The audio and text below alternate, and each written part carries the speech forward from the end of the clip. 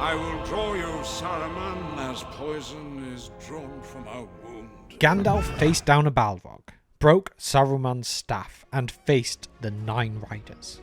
But for a Maia, an immortal spirit sent by the Valar, that's barely scratching the surface of what he could have done. So why did Gandalf hold back? Why didn't he throw fireballs or crush Sauron's armies with raw power? Today we're uncovering the secret behind Gandalf's true power, and why the greatest magic he ever used was restraint. This is the story of a Maia in a wizard's cloak. This is Gandalf. Build me a home worthy of Mordor.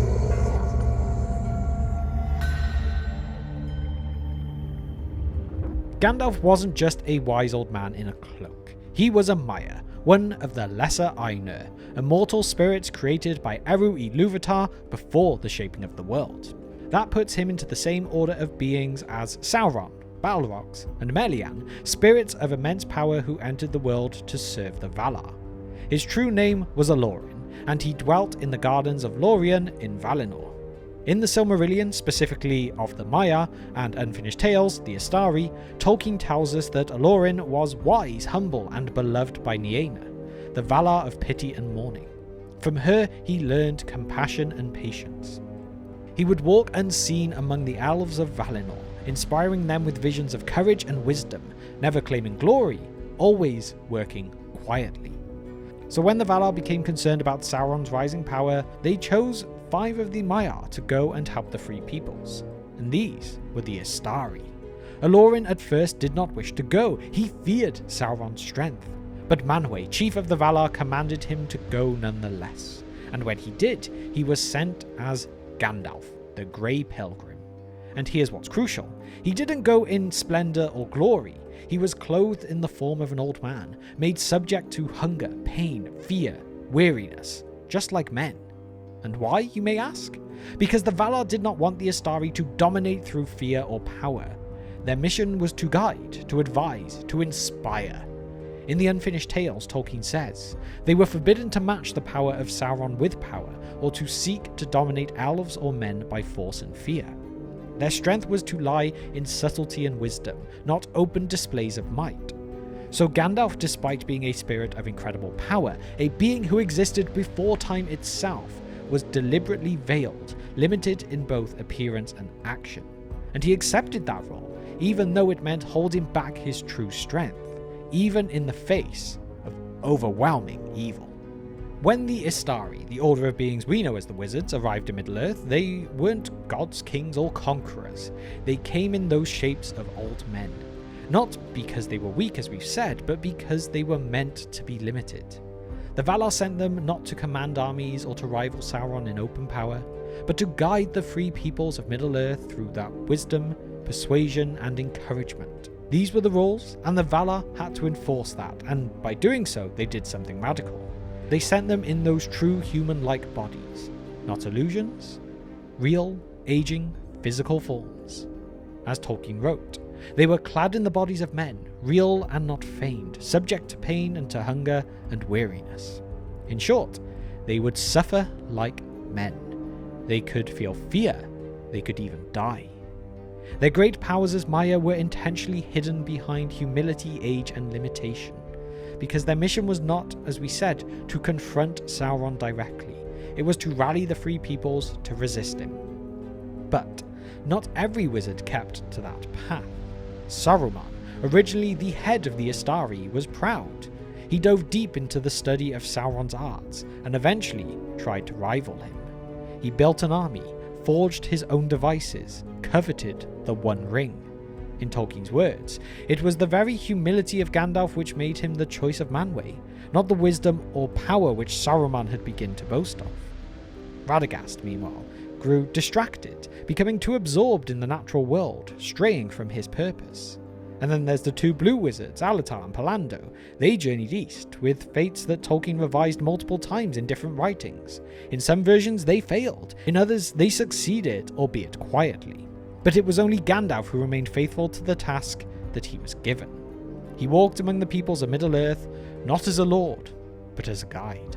And when he died in Moria, giving his life to stop the Balrog, he was sent back by the will of Eru himself, no longer as Gandalf the Grey, but as Gandalf the White, to complete the mission the others had failed. So of course by now you know, Gandalf wasn't just powerful, he was a Maia, one of those immortal spirits sent with a divine mission. But here's something that many fans actually miss, that he did carry one of those 3 elven rings of power, specifically Narya, the Ring of Fire. It was one of the 3 greatest rings made by Celebrimbor, untouched by Sauron and never corrupted. And yet, Gandalf never once revealed it openly. In the Silmarillion, we're told that the 3 rings were made for the preservation of beauty, understanding and healing, and that Narya was designed to rekindle hearts and inspire resistance to tyranny, domination and despair. Narya didn't shoot flames or erupt in fireballs. It was not a weapon, it was a spiritual force, a kindling of courage. The ring originally belonged to Círdan the Shipwright, an ancient elf lord of the Grey Havens.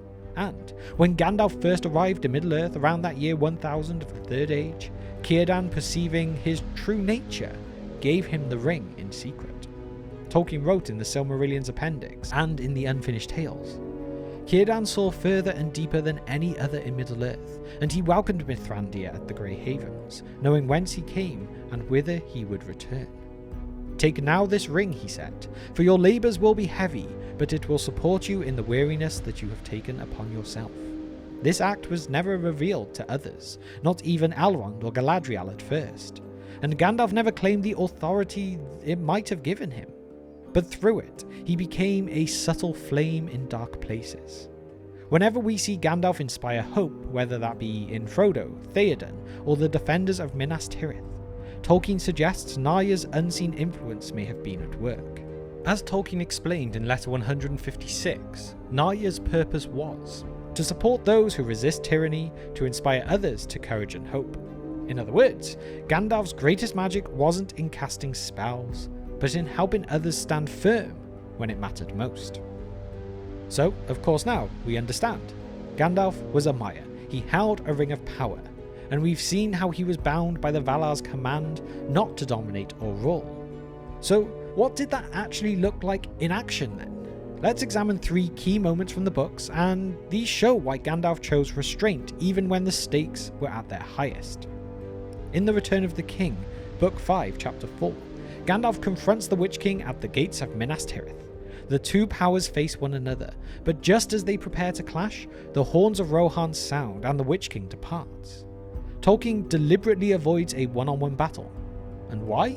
Because Gandalf wasn't meant to destroy the enemy in single combat. His presence held the line long enough for others, in this case Éowyn, Merry, Éomer, all to act. Tolkien reinforces this theme in Letter 156, where he writes, Gandalf's role was to unite and encourage those with the will to resist Sauron, not to be a general or an enforcer. And then what about in the Fellowship of the Ring, Book 2, Chapter 5, where Gandalf battles Durin's Bane? This is one of the few moments he uses his Maia strength more directly, but it's still within limits. His actions are precise and measured, sealing doors, resisting the Balrog's will, and eventually perishing to save the Fellowship. He doesn't obliterate the creature with divine fire, because he can't. He is in a mortal form, under strict conditions. This isn't a failure, it's his acceptance of the limits placed upon him in full service to his mission. Then finally in The Two Towers, Book 3, Chapter 6, Gandalf confronts Theoden in Edoras. He removes Wormtongue's influence, not by force or magic beams, but with wisdom, authority, and the truth. This is where we most clearly see Narya's unseen work. Gandalf's words spark hope. He awakens Theoden's buried strength, not by overpowering him, but by empowering him. In each of these moments, Gandalf acts deliberately within the constraints of his mission, to counsel, to encourage, to resist evil without mirroring its methods. His restraint isn't weakness, it is proof of his strength of will. As Tolkien implies across his writings, Gandalf's greatness lies not in what he could do, but in what he chose not to. And so there we have it. Gandalf didn't win by force. He didn't conquer evil with fire or fury. He won by lighting a spark in Frodo, in Aragorn, in Theoden, in all of them. His greatest power wasn't magic, it was hope. And in Middle-earth, that was the one thing even Sauron couldn't defeat. And now it is your turn. Do you think Gandalf was right to hold back his true power, or should he have done more to stop the darkness directly? Let me know your thoughts and opinions on this in the comment section down below.